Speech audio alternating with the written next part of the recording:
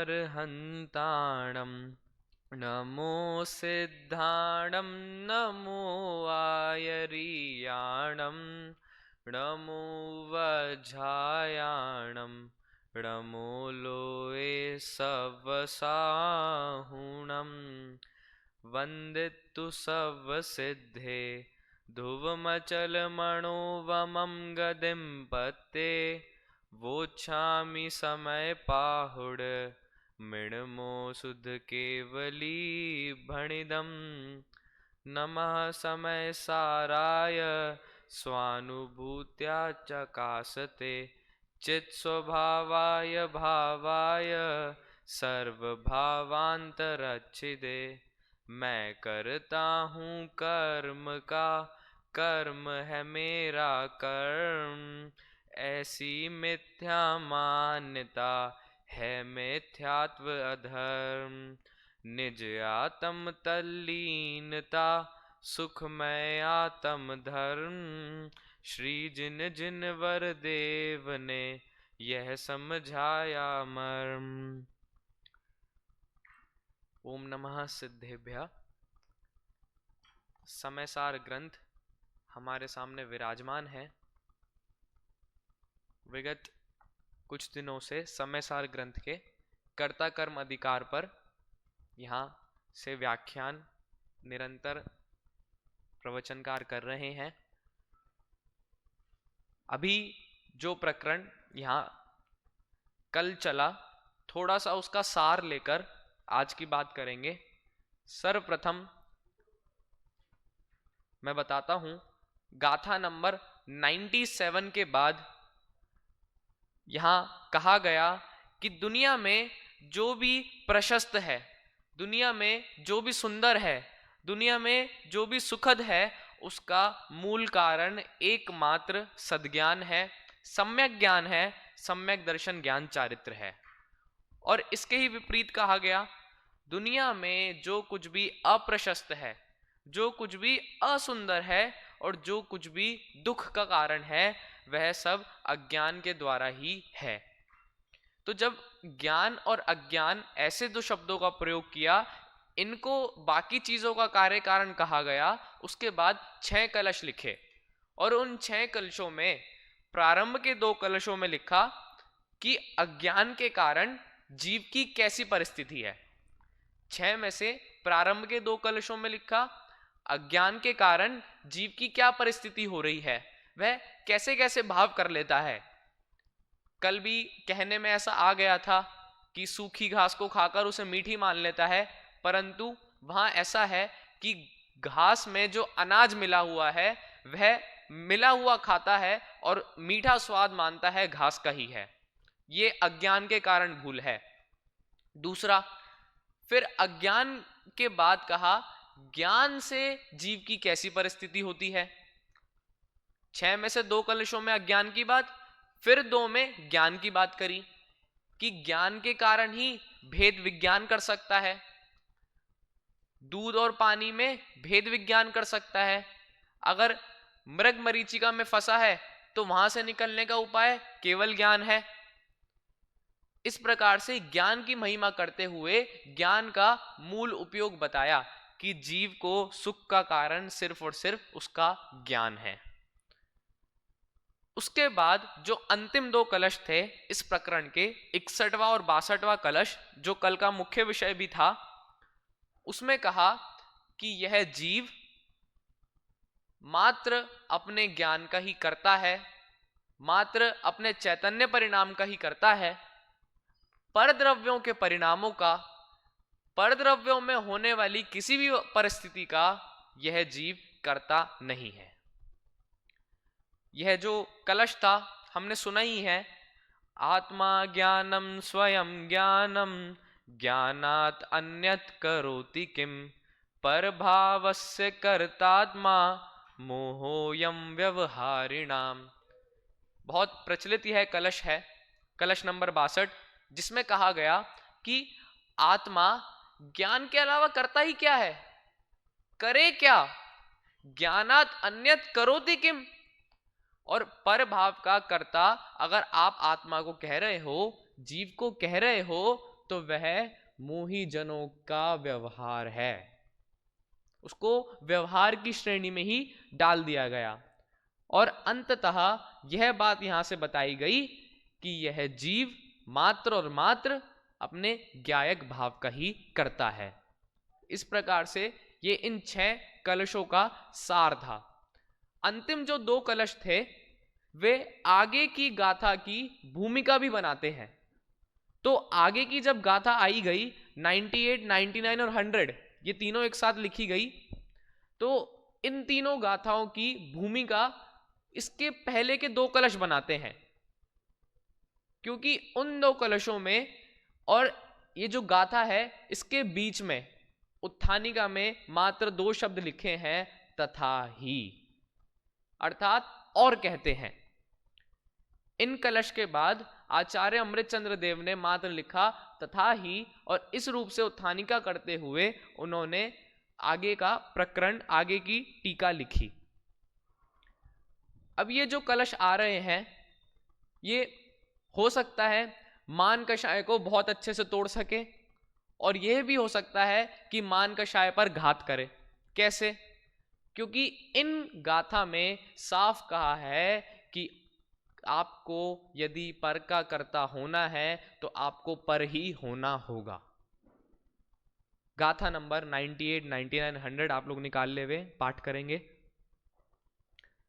व्यवहारेण दुआदा करे दिघड़ पड़ रधानी दव्वाणी कर्णाणीय कम्माणीय नो कम्माणीय विवहाणी जदि सो पर दव्वाणीय करे जनियमेण तम्मो होज जम्हाना तम्मो तेण सोना ते सिंहवदी कत्ता जीवो न करे दिघड़म नेव पड़म नेव से सगे दव्वे जोगुव ओगा उपादगा या ते सिंहवदी कत्ता। 100वें नंबर की गाथा का पुनः पाठ करेंगे। जीवो न करे दिघड़म नेव पड़म नेव से सगे दव्वे जोगुव ओगा उपा दगायते सिंहवदी कत्ता। पद्यानुवाद। व्यवहार से यह आत्मा घटपट रतादिक द्रव्य का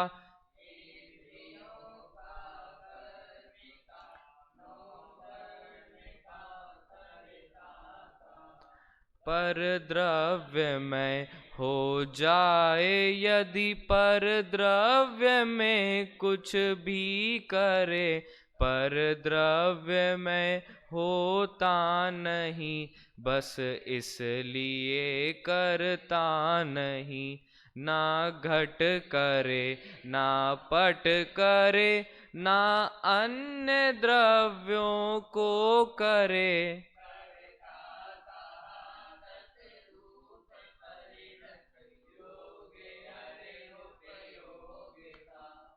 पद्यानुवाद के कारण गाथा का अर्थ करना बहुत सरल हो जाता है। शब्दशाही अगर हम देखें तो कहा व्यवहार से यह आत्मा घट पट रथादिक द्रव्य का कर्ता कहा जाता है। घट यानी घड़ा, जो कुम्हार घड़ा बनाता हुआ दिख रहा है, तो पूछा ये घड़ा किसने बनाया, तो कुम्हार सबसे पहले आगे खड़े होकर बोलेगा कि मैंने बनाया, तभी तो उसको पैसे दिए जाएंगे जिसने बनाया। पट यानी कपड़ा, जो वो कपड़ा कोई बुन रहा है, जो उस कपड़े को कोई व्यवस्थित कर रहा है, यदि पूछा जाए किसने किया तो उसका जो करने वाला व्यक्ति है वो जरूर आगे आएगा।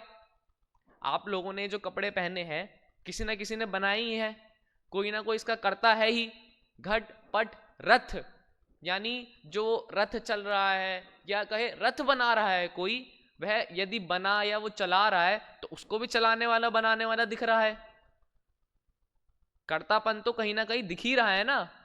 तो कहा व्यवहार से, यदि आप ये तीन क्रिया तो इसलिए सामान्य रूप से कही कि आचार्य जंगल में रहते थे, कदाचित जब उपवन में आए, जब नगर में आए भोजन आहार हेतु, तब उन्हें दिखे ये उदाहरण, तो उन्होंने सामान्यता घट पट रथ लिख दिए।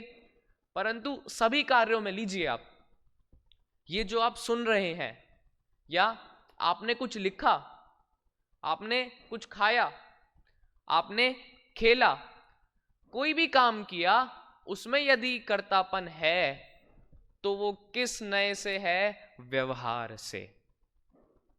और क्या कह रहे हैं? इंद्रियों का, कर्म का, 9 कर्म का। इंद्रिय, 5 इंद्रिय। अब इन 5 इंद्रियों के विषय जो हम जान रहे हैं, आप देख रहे हो ना मुझे, तो इस देखने का करता हुए, सुन रहे हो उसके करता हुए, आपने खाया, आपको अभी ठंड लग रही है। इस प्रकार जो इंद्रियों का कर्ता अगर हम जीव को कहते हैं, तो वह भी किस अपेक्षा से है? व्यवहार से। कर्म का, 9 कर्म का। अब कर्म से यहां ले द्रव्य कर्म, जो द्रव्य रूप से कर्म परिणमित होकर आत्मा से एक क्षेत्र अवगाह रूप आ रहे हैं, यदि कहे वो जीव ने उनको परिणमित कराया, तो वह भी किस नए की अपेक्षा कथन है? व्यवहार से। 9 कर्म जो आसपास के संयोग दिख रहे हैं, माता पुत्र, घर मकान, गाड़ी, इन सब में जो कर्तापन दिख रहा है, वह भी किस कारण से है? व्यवहार से। ये जो यहां पर बात की गई, अनेक तरह की आपकी दिनचर्या यहां पर आ गई। आपकी दिनचर्या का कोई भी काम इस 2 पंक्ति के अलावा बाहर नहीं रहा। सारांश में कह दिया, कर्म 9 कर्म इंद्रिय। तो इन सब के भी यदि आप खुद को कर्ता माने बैठे हो, तो वह किस नए की अपेक्षा कथन है? व्यवहार की अपेक्षा। ठीक है। अब देखना, यहां तो कहने में आ गया कि व्यवहार से करता है, परंतु अमृत चंद्राचार्य ने ऐसा भी नहीं कहा। टीका ही दिखाता हूं मैं, 98 नंबर की जो संस्कृत टीका है, उसमें लिखा प्रतिभाति, यानी प्रतिभासित होता है, ऐसा लगता है वह करता है। कैसे? यह जीव घट पट रथ का कर्ता होता हुआ प्रतिभासित होता है। इस तरह का उन्होंने शब्द का प्रयोग किया, प्रतिभाति, कि यह जीव उनका कर्ता होता हुआ दिखता है, तो व्यवहार से यह कथन किया जाता है कि जीव ने वह कार्य किया। दोबारा, यह जो सड़क बाहर टूटी हुई थी, यह किसने बनाई? मजदूरों ने बनाई या सरकार ने बनाई? जो बाहर सड़क टूटी हुई थी उसको सही किया तो किसने किया? मजदूरों ने किया या सरकार ने किया? पर बाहर जो बोर्ड लगा है, यह सड़क नई करी किसके द्वारा की गई, तो किसका नाम आया? पर किया किसने? वास्तव में जो वस्तु है वह है तो कुछ और, परंतु प्रतिभासित कैसी हो रही है, कर्तापना किसमें दिखा रहे हैं, जो वह उसमें मुख्य रूप से आपको उस समय कथन करना है। इस प्रकार का काम व्यवहार का होता है। हम भी पूरे दिन भर में बहुत ऐसे व्यवहार नए का प्रयोग करते हैं और खुद को किसी न किसी चीज का कर्ता बताते हैं, दूसरों को अपनी वस्तुओं का कर्ता बताते हैं और अपने को दूसरों का कर्ता बताते हैं। अब थोड़ा सा यहीं का ही उदाहरण लेता हूं। मान लीजिए प्रवचन का समय है और आप अपने साथ अपने मित्र को खींच कर ले आए कि चलो प्रवचन का समय हो रहा है। देखना, वह बेड से खुद उठा, अपने ही 2 पैरों से चलकर नीचे आया, अपने आप ही बैठा, अपने ही कानों से उसने पूरा प्रवचन सुना, अपने ही हाथों से उसने पूरे मुख्य बिंदु लिखे और कदाचित उस दिन उसने बोल भी दिए। तो जो व्यक्ति उसको लेकर आया था, बताओ कर्तापना उसमें प्रतिभाषित हो रहा है कि नहीं हो रहा? कि देख, आज जो तेरे को मुख्य बिंदु का इनाम मिला है ना, यदि मैं तुझे नहीं लाता तो थैंक यू बोल मुझे। कनेक्ट हो रहा है आप सबको? ठीक है, तो ये जो प्रतिभाषित हो रहा है, इसमें ही कर्तापना मान बैठना, ये तो मिथ्यात्व है, परंतु व्यवहार से ऐसा कथन किया जाता है। ये सब व्यवहार नय की बात है। अब यहां पर दो शब्द और आए, आत्मविकल्प और व्यापार। आत्मविकल्प यानी उपयोग। उपयोग क्या होता है? दर्शन और ज्ञान के व्यापार को उपयोग कहते हैं, यानी जो भी आप देख रहे हैं, जो भी आप जान रहे हैं, वो सब क्या है? उपयोग है। और व्यापाराभ्याम यानी व्यापार से लिया यहां पर योग। योग अर्थात आत्म प्रदेश का हलन चलन। दोबारा दो शब्द आए, आत्मविकल्प, अच्छा इन्हें रहने दीजिए, बस बोलिए योग और उपयोग। उपयोग यानी ज्ञान दर्शन का व्यापार, और योग यानी आत्म प्रदेशों का परिस्पंदन, जो हलन चलन हो रहा है। इन्हीं योग के कारण कर्म बंधन भी होता है, और उपयोग ही जीव का लक्षण है।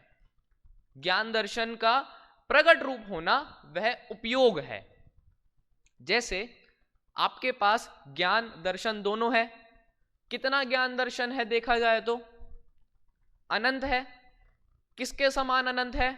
सिद्धों के समान अनंत है। परंतु प्रकट कितना है? अभी थोड़ा रंच मात्र जितना भी हो रहा है, तो वह जो रंच मात्र प्रकटपना है वह है आपका उपयोग। ये यहां पर दो शब्द आए, योग और उपयोग। कहा क्या? कि यह आत्मा अपने ही योग और अपने ही उपयोग का कर्ता है, परंतु परद्रव्य का कर्ता नहीं है। परद्रव्य का कर्ता हुआ प्रतिभाषित तो होता है, परंतु वह किसका कथन है?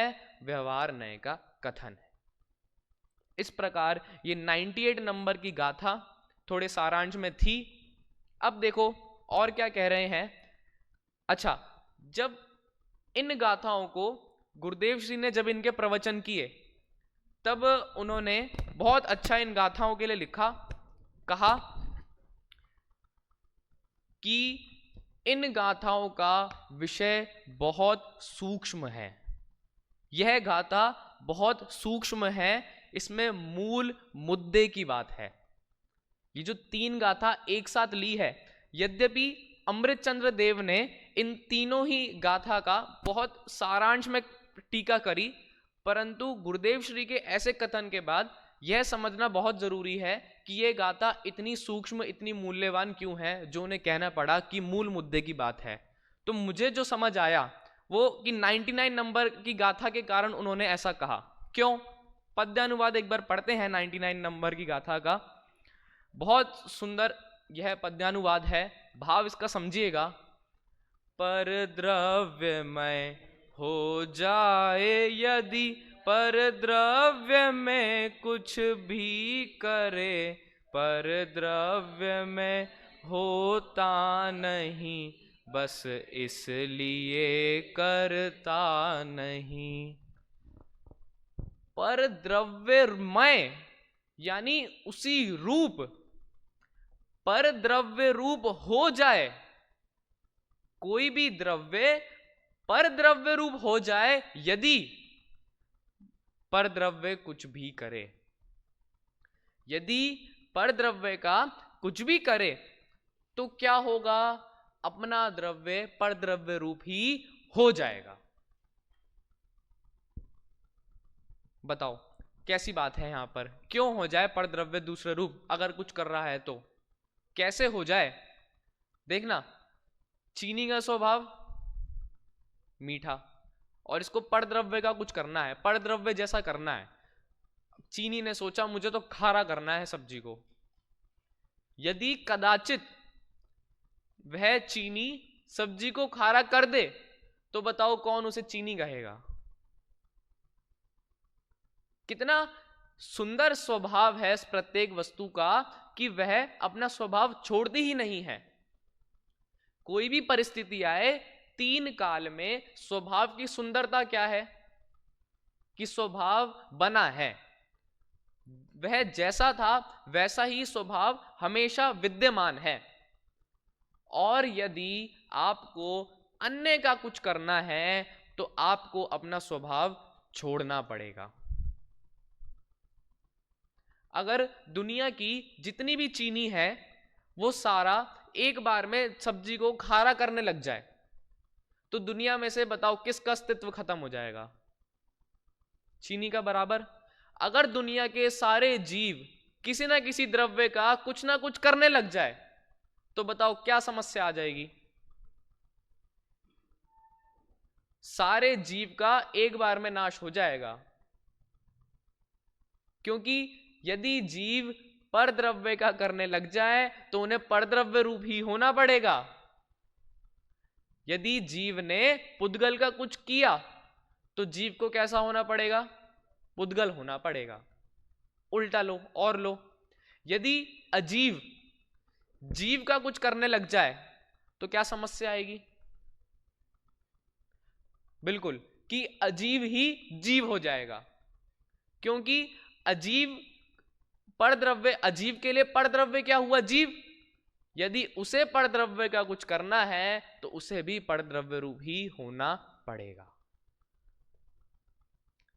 तो इस गाथा में जो दुनिया भर का कर्तृत्व का अहंकार था वो एक बार में उसका क्षय हो सकता है, यदि हमने ये बात समझ ली कि अगर मैं परद्रव्य का कुछ भी कर रहा हूं तो मुझे उस रूप ही होना पड़ेगा, परंतु उस रूप होने की व्यवस्था नहीं है, हो सकते ही नहीं है, होते ही नहीं है, इसलिए मैं दुनिया में किसी भी कार्य का करता नहीं हूं, मात्र अपने ही योग और अपने ही उपयोग का करता हूं। जब हमने जो अभी कहा ना कर्तृत्व का अहंकार, तो जब कर्तृत्व के अहंकारी व्यक्ति को ऐसा समझाया गया कि आप जगत के कर्ता नहीं है, किसी वस्तु के कर्ता नहीं है, आपको उस रूप होना पड़ेगा, तो उपादान कर्ता तो आप नहीं है, तो एक नया शब्द का उन्होंने प्रयोग किया कि ठीक है उपादान का कर्ता मत बोलो पर निमित्त कर्ता तो बोल दो। आप सबने निमित्त उपादान पढ़ा ना, तो उस निमित्त उपादान में कुम्हार ने घड़ा बनाया, तो कुम्हार उस घड़े बनने में क्या है? निमित्त, और वो मिट्टी क्या है? उपादान। दिवराज आपकी बात मैंने सुनी, तो वो जो कुम्हार है उपादान करता नहीं है, निमित्त करता तो है ही, तो निमित्त करता कहो ना। ऐसा अनुशीलन में प्रश्न किया गया कि जब आपने यह निषेध तो किया कि उपादान करता यानी स्वभाव रूप करता नहीं है, परंतु यह तो देखा जाता है ना कि यदि मैं उसमें निमित्त ना बनता तो वह कार्य नहीं होता। और देखो रोटी बनी भोजनालय में, तो उस रोटी बनने में उपादान क्या था? आटा। और निमित्त जितने भी सब वहां पर लोग हैं वो सब क्या है वहां पर? निमित्त। अब बताओ यदि वो ना हो वहां पर तो क्या स्वयं में वो उस आटे की रोटी बन जाए? नहीं बने वो भी, यानी निमित्त भी जरूरी तो है ही, तो निमित्त करता तो कह दो, परंतु कर्तृत्व के अहंकार में निमित्त कर्ता का भी यहां पर खंडन किया। कैसे? कि यदि निमित्त कर्ता भी कहना है तो उसमें भी एक नियम है कि वह कार्य निरंतर होना चाहिए, वह कार्य नित्य होना चाहिए। क्यों? यदि आप जीव को परद्रव्य का निमित्त कर्ता कह रहे हो तो जीव कैसा है? जीव तो नित्य है, जीव तो सदा विद्यमान है, पर कार्य क्या सदा हो रहा है वो वाला? पर जो वह कार्य आपको तत्समय दिखा क्या वह निरंतर हो रहा है क्या? इसलिए वह जीव उसका भी कर्ता नहीं है।